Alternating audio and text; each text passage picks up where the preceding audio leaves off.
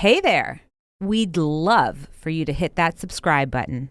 By subscribing, you're helping us spread the word and connect with more amazing people like you. Welcome to We Be Parents, where parent doctors Matthew Letterman and Alona Pulday explore current parenting topics, share stories, and help bring families closer together. Hello, and welcome to We Be Together, where we explore the moments that build and or break connection across generations. Hi, I'm Dr. Alona Pulday. Hi, I'm Dr. Matthew Letterman. And today is kind of a part two of the cost of being right. The tendency to want to be accurate, to correct whether it's a fact or to fix a situation, and the cost that that has on connection. We talked a little bit about the impulses that result in that, what needs are being met in that desire for accuracy, and then introduced a tool, Spirit of the Over Letter, which really signifies kind of a moment of pause and an effort to be present to the situation over get caught up in the weeds and the facts of a given story. Yeah, and before we jump into that a little bit more, I just want to invite everybody to subscribe and share this podcast with your friends and loved ones and help us spread the word. So thank you very much. And always send letters like we're going to be sharing today to us at together@webetogether.com. Yeah. And I think this was a particularly important topic for me because I didn't realize how pervasive it is in our lives, whether we correct or are being corrected by another person. I've been telling you for years how much you do it. And there you go. And he correcting me, everyone. I correct you. This is against Matthew. All week you've been correcting me. I've been correcting you. Yes. About correcting. Yes. So how has it been connecting? So very disconnecting, but let's not go there. Hi. That'll be the bloopers afterwards. Yes. No, but really, at first I thought the topic, I do correct factually, but less so. I think more the aha moment for me was correcting situations, the fix-its, the write it, if the girls come home and say, oh, nobody loves me, I'm going to fail everything, I'm never going to be successful. And my instinct is to get accuracy there and negate that and fix it and take the pain away. And get them out of that helpless, basically what it comes down to is you shift to your needs, which is to get them out of helplessness, to create kids that are going to be successful in this world, and becoming a victim and losing their power is not going to serve them. Yes. So you stay away from their need, which is maybe a little compassion, a little support, a little empathy, and go to your needs for peace of mind and trying to contribute to them in other ways. And there's always good intention behind, I think, the need and the desire to correct. The question is, at what cost? When and where is that going to actually contribute versus sever a connection? And today we're going to share not only stories around that, but also letters from our listeners as far as the impact for on listeners who are struggling with accuracy, either finding themselves as a corrector or being corrected, and or those that have tried the tool to see if it has been successful or not. I like it. I was looking at this, and we talked a little bit about this last time, about this is not just impactful for parents and kids. It's actually really alive in couples as well. And there was an article titled, Honey, Please Don't Correct Me in Public. And it really explores the damage to connection between a couple when correction is happening in a public setting. And I think the biggest part of that is that it can be really embarrassing and cause the partner that's being corrected to really shut down. And out of that shutdown comes enemy images of the other person. All good intentions have just flown out the window. And there's a real sever to the connection. So instead of them seeing the goodness of your intentions, they just see the unpleasant impact of your action. Yes, yes. And it's an invitation to really think about and discern, when are we correcting? What's our motivation for doing so? And does it have to happen in the moment? If somebody's driving on the wrong side of the road, yes, you want to correct that right away. But if somebody says, oh, we spent 15 hours at the airport, it was really 10, do you really need to make that point? So the discernment around when is correction needed, when is there urgency for correction, and when can it wait, and when does it never ever have to happen in the first place? Yeah. And ask yourself, do you correct your partner in public? And then if you do, it doesn't mean you should stop. It means you should probably check in and say, hey, are you finding this as helpful as I think it is? Yes. And if they say no, then have a discussion around what would contribute. Or and maybe also check in. Are you really trying to correct them in public because it contributes to them? Or maybe you're a little bit embarrassed about how it's coming across. It's really around your need for acceptance. Yes. Maybe it's competence. Yes. Yes. In which case, it's not about contribution. It's not about them. It's about you, and a moment for you to kind of check in with yourself and have opportunity to kind of grow in that space. So basically, then the request of your partner is, hey, do you mind if I correct you in public because it makes me feel better about myself? Yes. At least that's the honest request at that point. Right. All right. Should we step into letters from our listeners today? Or do you have any other stories you wanted to share? There was one article that was called "My Teen Gets Annoyed When I Don't Remember Every Little Thing She Has Told Me." My teen gets annoyed when I don't remember every little thing she has told me. Okay. In that article, a mother describes the tension with her 16-year-old daughter over the mother forgetting small details, and the daughter shares names and stories and preferences, and the daughter interrupts. Any forgetfulness is emotional neglect. And even though the mother's memory lapses are unintentional and rooted in some cognitive limits, but the mom reflects on how she used to feel similarly towards her mother. And to me, what was interesting about this was my daughters are always coming to me, telling me all sorts of stuff that's super exciting and about school and, and friends and roadblocks and dance moves and kids. And I mean, some of them I'm not even sure if they're speaking English. I don't even understand. But what I'm doing, I used to feel pressure to really track the content. And instead I'm like, boy, they were just really happy about something. And I'm really connecting to their happiness and joy around something that they're doing, or something with their friends, or something with a game. And I don't force myself to get all the content correct, which relieves pressure in me and allows me to just connect to their heart. And what I found is they love that. I don't need to and then if there's a specific detail that they want, they'll bring it up again and they'll say, or I might not reflect what they want heard. And what's nice, when you don't reflect or share or hear somebody, they repeat themselves. Because they have another chance. Exactly. And they'll repeat what's actually important. So now you don't have to try and remember everything. You just remember the stuff that they are telling you is important to them. Yeah. And that's what's cool, is that once you heard them, people stop repeating themselves. So and then you hear the stuff they want, and it's this dance versus I have to get the content right, which used to create pressure, especially when I'm tired. That is a really interesting twist on accuracy, which is your pressure, the pressure that you put on yourself to maintain accuracy and be accurate as far as following their story. Ooh, so that's an invitation too for listeners. Not only when are you corrected or are correcting, but also when do you feel pressured to keep it all together? When does accuracy kind of disconnect in you as a listener? Yeah. Because you'll sometimes tell me about your books, and I have a very hard time tracking content, audio. I can read it, I can think about it, but when people are singing songs to me, I can't track what's going on. I mean, during musicals, how many times I've asked you what the heck's going on in this musical?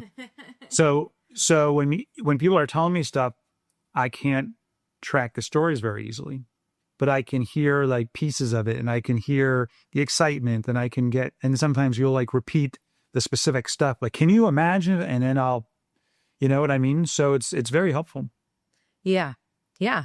Very interesting, a little twist. So thank you for sharing that. And I think that's an important other way to look at how accuracy severs connection. Because if you're so busy trying to remember the names and the facts, you're also missing the emotion and the actual story behind it. So if you've been listening to us for a while, we get a lot of questions about what to do in tricky parenting or relationship moments. Yeah, and if I'm being real, I'm asking Alona those same questions all the time. I get into those same tricky moments as everybody else does. And as much as we wish we could be there for each other in those exact moments, we just can't always be. Yeah, that's why we partnered with the amazing team at Connectin to create something we truly believe in, an AI coach called Amari. And we didn't just lend our names, we helped build it and train it and brought in everything we've learned about emotional healing, connection, and communication. Yeah, we spent years training and learning, and we've created Amari, who is so calm and grounded, listens deeply and responds with warmth, clarity, and compassion. There's no judgment, no reactivity. In fact, we tasked our children with trying to get Amari reactive, and they still haven't succeeded. It's just steady support when you need it most. We use it ourselves all the time, especially when we feel stuck or overwhelmed. And Amari's really helped us pause, reflect, given us insight that helps us come back to each other. Yeah, we designed Amari to help you strengthen the relationships that matter most, starting with the one you have with yourself. And we are so excited that you can try it now at webeparents.com and click on We Be Connectin with a K to sign up. And when you have your Amari moment, please let us know, as we'd love to hear about it. So I have a letter from a listener. My 9-year-old came home from school crying and said, "Nobody likes me." I immediately jumped in and said, "That's not true. You have so many friends." But her face crumpled even more. I felt like I failed. I was trying to help, but I think I missed her. That's a good point, because that's happened to me where you think you're helping and you get the exact opposite reaction where their face falls, or you start talking and it seems like the person's like looking away, like they're getting further from you. So then you keep talking more and you dig yourself deeper into this hole. Oh, yes. And this is right up my alley, because this is me. You actually wrote this letter. Yes, I wrote this letter.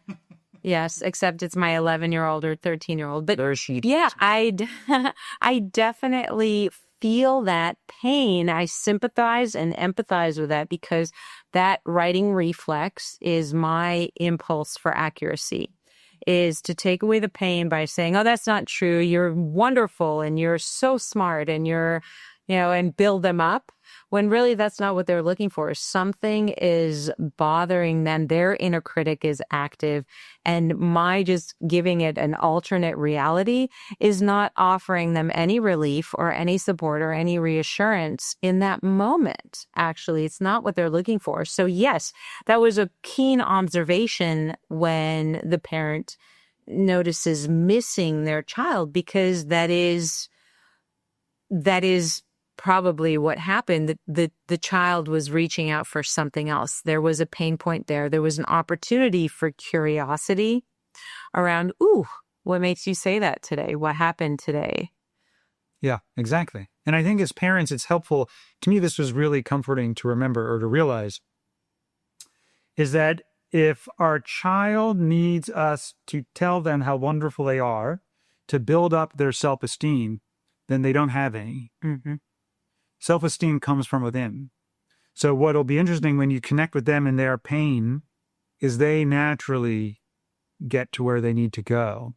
But if you think you need to inflate them, you're actually not helping them build self-esteem at all. That's a very good point. And also, I think we get caught up in the words, like the notion of "nobody likes me." That's not a fact they're sharing with you. It's an emotion. It's a cry that I'm lonely, or something happened that felt really unpleasant, not the literal, I don't have any friends. And so if we don't get caught up in the facts or if we don't take that as a literal, but more figurative cry for something underneath, then we also don't have, maybe that will kind of give that impulse to write it a natural pause. Here's another one. My wife constantly interrupts me when I tell stories. She says it's because I get details wrong. I don't know how to respond without getting defensive. I feel erased.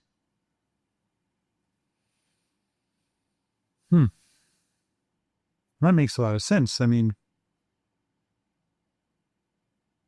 if you are trying to tell a story and they start correcting the story as you go, you start to, like, why am I even talking? Mm-hmm. I had a supervisor at work that used to repeat and improve, from her perspective, all of the work that I would do. So I stopped saying, why am I even working hard? Why am I bothering to show up? I think that happens here, where you just lose this sense of mattering and wanting to speak and show up. So it's quite harmful versus letting them tell their story and connecting to the heart underneath. Yes. And I think I can see that notion of I feel erased. We all have a different recollection. You and I saw an accident the other day, and even immediately right after that accident, our recall was different around what happened. And so to start correcting each other is really to negate the other perspective, negate the other reality. And so I can see starting to feel erased and starting to have that inner critic of, I remember as a child, this happened for me with jokes. I would always fumble when I was telling a joke. And so somebody would jump in to finish off the joke or to correct the joke or to tell the joke. And at some point, my inner critic got so loud and it became, you don't know how to tell jokes, so just don't.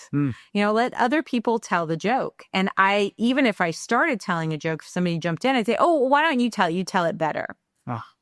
And I think that starts happening where you actually lost your self-esteem.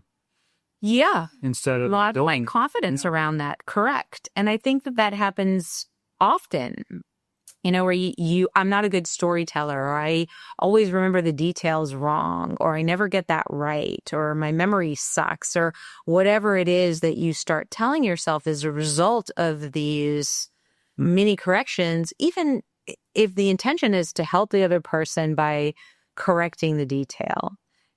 How much damage is done down the road as a result of it. That's the ongoing messages. You don't realize the impact that your tendencies to correct have.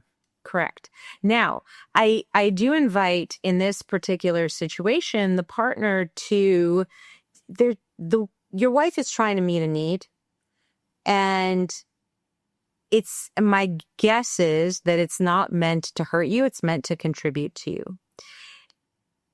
And that she probably most likely doesn't see the impact of feeling erased. And so stepping into power is also not allowing that correction to just go unnoticed, but to, with care, have agency in the moment and say, oh, I'd love to finish sharing first. Then I'm open to hearing, if I got things wrong or your version of it or how you saw it differently. Yes. Yeah, but really maintaining that agency and that warm boundary around, oh, I'd like to finish telling my version. And then you could jump in. Exactly. And don't attack them back. Mm-hmm. It's again, the goal is connection. Nonviolent communication, when we're first starting, a lot of times they call it the NBC police, where you'll say something, well, that's not a feeling. That's not a need. Yes. And then the other person's always correcting them. Boy, is that disconnecting. And nothing creates an NBCology like NBC police. Yes. So it's really, my mentor would say, Matt, guess at the feelings and needs that they're trying. So if they say something that you think is a need and they're calling it a feeling or a judgment, can guess at the feeling underneath that. Yes. And I think you have to have a black belt for that. It's hard to do. You know, that's my favorite part of watching Marshall Rosenberg's videos on NBC is when he pulls out the jackal and giraffe, the jackal being the epitome of NBC, the animal with the largest heart, and the one Right. the giraffe. I just corrected you. So how did that? You did. No, that was very good because I'm giving our audience incorrect information. So fact was important there. But the giraffe, who has the biggest heart of all animals, and it's the epitome of nonviolent communication, someone that can't see judgment and criticism, sees past that to feelings and needs. And how the giraffe would just hear all this stuff coming at it, and it would only translate into these beautiful connected versions of what was being said. And I aspire to that, but I think that's really hard, especially when you're triggered in a moment of, you know, sometimes correction comes at people get embarrassed, they shut down, the inner critic gets loud, they get small, they feel erased. And so when that happens, it's sometimes very hard to make that translation, but if you can, Yeah. oh, what a gift that is to yourself and the other person. Oh boy. Yes. So this is someone who actually tried the tool but has a question, which is great. My dad always gets the family stories wrong. Wrong year, wrong person, wrong location. It used to drive me crazy. But now, trying out your tool, I just nodded along. Is that dishonest? And I love that question because I don't think it's dishonest. I think it's discerning. It's connecting to, why am I actually correcting? What's my motivation to do that? And does it need to happen? Is it truly contributing in the way that I think it is? Or is it disconnecting? And again, you don't know the answer to that question until you ask yourself, what needs is it meeting in you? And you connect with the other person about, does this meet needs for them? And sometimes it may, sometimes it may not. Yes. Yeah. So maybe that's how he remembers it. Maybe that allows him to tell the story more effectively. Maybe that's something that he wishes that how the story went, and he's sort of enjoying it through that memory and that lens. But then if that's the case, he's meeting needs to enjoy himself and pleasure and connect with you around this imagination, essentially. Why not enjoy that with him? Right. What's the harm? Now, if he says, hey, is that what happened? Is that your understanding of what happened? And then you can say, oh, then, Dad, are you wanting to know if I share that reality? No, actually, Dad, for me, it was a little bit different the way I remember it. But do you want to hear about that? Or I'm really enjoying your version too. I love the way that you said that, because that doesn't feel so much like a correction. It almost feels like an add-on. I remember it differently versus, ooh, that's wrong. That's not how it happened. It's an acknowledgement of a validation of the other person's version. And so I actually love that. Well, I mean, how many times do we remember part of it? We look at a painting and we see green and they see blue. Well, there's actually green and blue in the painting. Yes. So who's right? Right. Remember when we first met and I looked at the street sign and I said, you say, oh, look, we're at Venice. And I said, that's not Venice. And then I looked up and it was South Venice. So I saw the South, you saw the Venice, and I corrected you, but you were actually just as right as I was. Your smile. What are you thinking? I'm remembering that very clearly. I was very clear. It wasn't Venice. It was South, and then I saw the rest of the Yes. Yes. South Venice. Uh-huh. And that's what it was. So again, it's like, just remember that we all see things through our own lens, and then our brains perceive and pull out what they think, what the brain thinks matters. That can be very different for different people. It doesn't mean that what they're seeing out there is wrong then. Yeah. I like that reminder a lot. And then there's this one. My daughter says things in public that aren't true, not in a malicious way, just inaccurate. For years, I corrected her, But after hearing the podcast, I've been trying to let it go and stay with her spirit. The result is I notice she's talking to me more this week. She trusts me with her messier stories. And I think, ironically, that's what happens. And so it's kind of cool that this parent noticed it happened so quickly. I think with kids, that's the beauty of connection, is when they feel connected. It's amazing how quickly they open up, because that's something that they so long for, that connection. When you stop grabbing for control, we often receive more trust. Yes, yes. And in that trust, a beautiful world opens up, both in partnership and with our children and with our parents too. I mean, really across generations. Yeah, and that's why it's so important. Connection grows not only for what we say, but also what we choose not to say. Yes. And both are important. Agreed. Are you ready to play a little game? Oh, yay, games. Okay. That does not sound believable. I like the yes. Are you correcting me? I'm telling you my experience. Your version? My reality is different than yours, because obviously. Yes. So here we go. So this is called tension trade-offs. Okay. And both are slightly uncomfortable. You tell me which one you'd rather choose. See, and you wonder why both are slightly uncomfortable. Because someone tells a story wrong. Wrong. Do you, A, correct them and risk disconnection, or let it go and feel a little unmoored? I love this. I know it. I would let it go. Let it go. Yes. And now you feel pretty confident you would be able to let it go. Yeah. That's not my moment. That's not my challenge. That's more my challenge. I'm open to. Don't read the answer so quickly. Take a pause and then, yes, that's. I didn't want to correct you, so I'm agreeing. But that's not okay. That's our next podcast. Why not agree with someone? Oh boy. Yeah. That's not my trigger. But tell me about my children. And it's a whole. Oh, so this one's for you, but we should have done it in the reverse. I'll ask you again, man. Okay. Your child says, "I'm the worst at everything." Oof. And that is mine. Do you reassure immediately? Yes. Or A, choose A. No, what's B? B is say nothing and sit in the feeling with them. Oof. I think you know the answer. I do. Well, I know the answer. It's not what I do, though. Yes, you want to say nothing and sit in that feeling with them. But I don't want them to have the feeling. I definitely don't want to have the feeling, for both of us to have the feeling.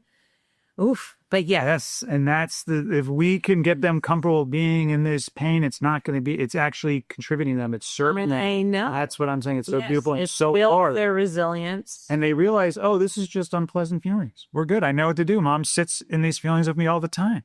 I've been here before. Reassurance is beautiful, but only if it comes after presence, in my opinion. You know what that just made me connect to? Total tangent. But I often tell my children it's not about immediate gratification, but in that moment of reassurance, that's exactly what I'm seeking. Immediate gratification to make the pain go away, but it's not offering them long-term resilience. It's not offering them trust in themselves. So you're trying to get the immediate gratification of relief. Yes. And you're squandering their opportunity to build resilience. Yes. And at the same time, you're seeing hypocrisy because you tell them to let go of immediate gratification. Yes. That's quite a lot of accountability there. I like it. Well, thank you. Self-awareness, you're meeting lots of needs there. Let's see what I do next time that happens then. Yeah. This episode of We Be Parents is brought to you by We Be Calm, the child calmer designed by doctors and loved by parents. Struggling with bedtime routines or managing your child's anxiety? We Be Calm transforms deep breathing into a fun and engaging activity, helping kids find their inner calm. Perfect for bedtime stressful moments or anytime your child needs a little extra help to stay calm. Visit webecalm.com to learn more and bring tranquility to your family. We Be Calm, because we be in this together. Your parent tells a story that makes you look bad, or your partner tells a story that makes you look bad. I've never done that. And it's not accurate. Do you A, laugh it off, or B, gently correct them later? So I'm going to do partner. My partner tells a story that makes me look bad, and it's not accurate. Well, I can't think of a time where you would do that maliciously. So I might make a joke about it, but I have a lot of trust that you would never try to do something to be hurtful. So I'll assume it was you're joking. I know you're just so considerate that you would never, if there was even the chance that it would stimulate pain in me, you wouldn't say it most of the time. No, well, think of a time where maybe I did that and it triggered you for something. Like, it's more maybe your inner critic got involved, or because you want to believe. I know one time where we were talking to somebody and they said something they were really proud of. And then I started sharing without acknowledging what they said. And then you came back later and said, I want to circle back to what they said, and celebrated basically being about their needs, whereas I changed right to my needs and shared what I wanted to. And I felt a lot of shame and embarrassment that I didn't acknowledge what they were saying and jumped right into my needs. So you said something there that stimulated shame, and it wasn't your intention, but it did. And how I responded was I sort of shut down. I started getting aggressive, sort of like in my thoughts, like, why would you do that? You know, you're making me look bad when I don't say. But then I got to the vulnerable where I said, oh, I'm feeling shame about what happened. And that dissolved all of the animosity towards you. So the animosity was a cover over my shame. Interesting. So that's how I would navigate that. So I shut down. Yeah. Yeah. And I imagine that's a common response to correction, is that animosity, because it masks shame or embarrassment. Yes. So a good thing to note. All right. Well, what are we taking from today? That being right is never worth losing the moment of connection. Yes. I think that's trust that connection holds more truth than facts do. Like, there's just more about connection in that moment, and you can deal with facts later. We're not telling people it's not binary, connection or facts. Start with connection, think about the facts later, particularly if it's going to serve the connection or truly contribute to the other person. Yeah. I think that's my one last thing today, is remembering Marshall Rosenberg saying connection before correction. And what I liked about that is he's not saying connection instead of correction. He's saying before. So before you correct, connect, and then find the time and the place to make that correction. I like it. Yes. I like it. That's a great way to end. So everybody, please reach out if you need anything, have stories to share, questions, topics you want us to cover. You can email us at together@webetogether.com. Subscribe and review the podcast. It really helps us out. Share it with your friends.